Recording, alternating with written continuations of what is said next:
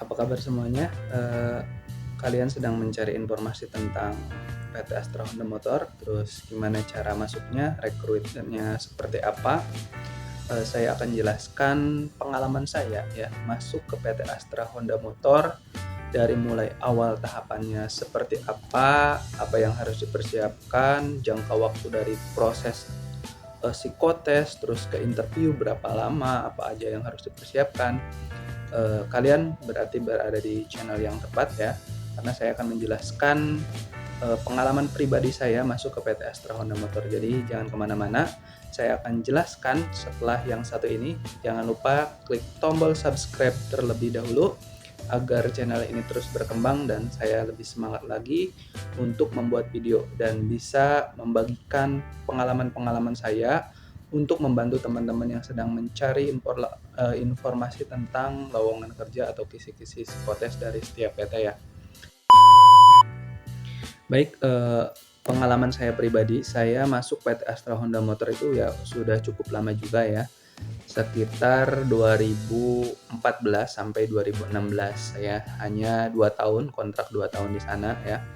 Jadi ini pengalaman saya dari proses pertama masuk sampai nanti saya akan menjelaskan kesejahteraannya seperti apa ya. Buat yang belum tahu ya, PT Astra Honda Motor itu adalah salah satu perusahaan otomotif ya yang membuat atau perakitan sepeda motor Honda ya. Jadi untuk PT Astra Honda Motor sendiri itu ada 5 plant ya. Plant 1 itu di Jakarta, di Sunter tepatnya ya, di Jakarta Pusat, terus plant 2-nya Pegangsaan, Jakarta Utara, plant 3-nya Cikarang, plant 4 dan plant 5 itu di Purwakarta dan di Karawang. Jadi kalau misalnya teman-teman ingin melamar ke PT AHM itu peluang besar karena memang setiap bulan, sepengalaman saya ya, setiap bulan itu pasti membuka lowongan kerja karena setiap bulan pasti ada yang habis kontrak ya. Itu terkait dengan PT Astra Honda Motor. Untuk cara melamarnya, waktu saya ketika tahun 2013 ya, lulus sekolah 2013, sekitar bulan Agustus saya melamar, itu baru dapat panggilan itu sekitar bulan Oktober. Saya nunggu udah lama juga ya, 2 bulan. Zaman-zamannya itu masih zaman laku-lakunya pakai pos ya. Kalau sekarang udah jarang perusahaan membuka lowongan melalui pos, tapi zaman itu tahun 2013 itu masih menggunakan pos. Saya mengirim lamaran via pos dan dalam jangka waktu 2 bulan baru ada panggilan ya. Itu saya melamar ke 20 perusahaan ya. Dari 20 perusahaan yang dipanggil hanya 2 yaitu AHM dan Denso ya. Untuk Denso nanti saya jelaskan bagaimana caranya supaya bisa dipanggil ya. Sama dulu juga pakai surat lamaran, bukan pakai web ya.